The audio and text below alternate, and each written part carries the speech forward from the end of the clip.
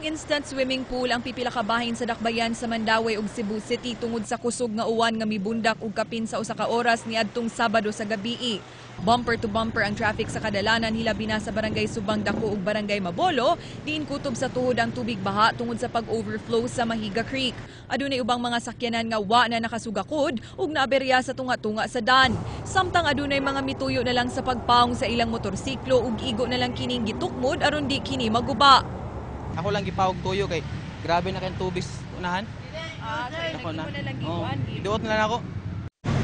Tungod kay nagnihit ang mga sakyanan, stranded ang daghang pasahero sa mga dan. Kining si Marilyn, 2 ka oras nang nagatang og jeep ug gani, nakaahat og palit og sanina human na humol sa baha. Ay ang akuan ang concern sa drainage lang yun siya kay nganong ang mga baha kay diri na manggod nya. Ang lutaw ang mga kuan ba tubig nya lagom na kayo. Kadtong mga padung pa sa ilang trabahoan, nagtiniil na lang aron di mabasa ang ilang mga sapatos. Maayo na lang nga daling miresponde ang mga quick response team sa syudad sa Sugbo ug mikatap og buses aron adunay libreng kasakyan ang mga pasahero.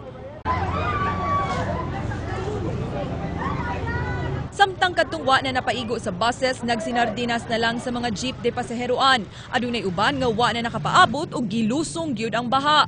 Nagtapok sab gawa sa SM ang mga tawo nga way masakyan tungod sa baha. Aduna pay uban nga gipantabang human nagpanik.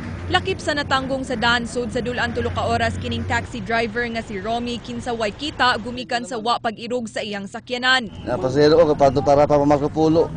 Di may pugos, di ma-auto, madaot magud ng auto gud. Kung naperwisyo ang kadaghanan, aduna say nakapahimo sa sitwasyon, sama niining tricycle drivers nga nakanegosyo sa pagkatud sa mga pasahero sa kantidad nga 5 ngadto sa 10 pesos matag usa. Samtang dinhi sa sitio Magtalisay, gipakatap ang mga rubber boats alang sa pagpabakwit sa mga residente. Ato na nabakwit ang mga tao gumikan kinisaka na magid ang atong Kinalumsan Bridge. Kunya diri sad sa may Kasambagan, panagdait doon na sa reported nga flood diri pod sa Magdalisay. Doon na pod tayo diri dapit sa may Mambaling. Ubay-ubay gyud ni lakip na ang dapit sa may SM. Stranded ang atong mga pasahero. Hinoon natay daghan nga mga kausyo nga gipadagan karon. Dili na bag-o alang sa mga residente dinhi sa sitio Magtalisay, barangay Mabolo kining maong sitwasyon kung mubunok gani ang kusog nga uwan.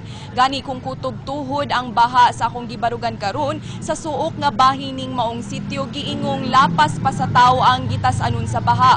Mao nga panawagan karon sa mga residente ning maong sitio nga unta kahatagan og solusyon sa kagamhanan sa syudad sa Sugbo kining maong suliran.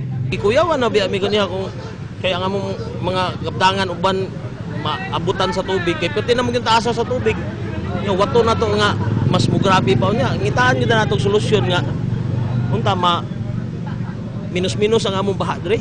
Samtang bisan sa mga social networking sites, gipang post ang mga hulagway sa mga balay sa Sugbo nga gipang lunupan og tubig. Gani way tug ang mga residente tungod kay gipang limpyuhan pa nila ang ilang mga balay sa lapok. Aduna say Facebook users nga nagyawyaw sa ilang mga status human nakanselar ang ilang Saturday gimmicks. Andrea Patenya, News 5.